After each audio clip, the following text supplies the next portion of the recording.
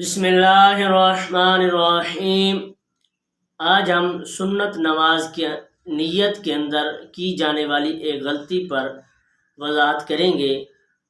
جس طرح کہ آپ نے تھمبنیل پر بھی دیکھا، کہیں آپ بھی ایسی غلطی تو نہیں کر رہے، اس طرح نیت تو نہیں کر رہے۔ اس سے پہلے گزارش ہے، اس طرح کے شرعی مسائل کا حل جاننے کے لیے ہمارے چینل کو ضرور سبسکرائب کریں۔ اکثر بزرگوں کو سنت نماز کی اس طرح نیت کرتے دیکھا گیا ہے کہ وہ سنت نماز کی نیت کرتے ہوئے یوں کہتے ہیں کہ سنت واسطے رسول اللہ کے۔ تو یہ نیت درست نہیں ہے، کیونکہ اس سے شرک بھی ہو سکتا ہے، کیونکہ واسطے کا معنی ہوتا ہے خاص کرنا، جس طرح کہا جاتا ہے عبادت واسطے اللہ کے۔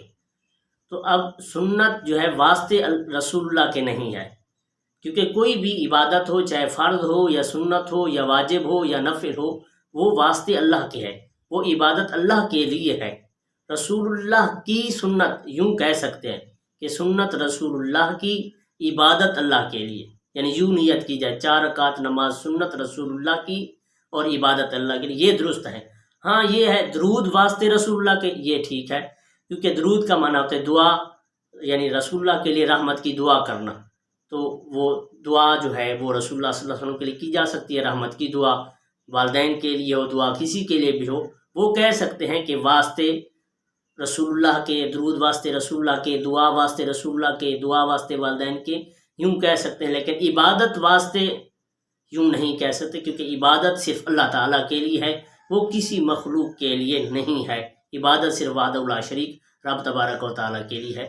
تو اس طرح نیت کرنے سے بچنا چاہیے، بلکہ اس طرح نیت کی جائے 4 رکعت نماز سنت رسول اللہ کی یا 2 رکعت نماز سنت رسول اللہ کی، اور عبادت اللہ تعالیٰ کے لیے، منہ طرف خانہ کعبہ شریف کے۔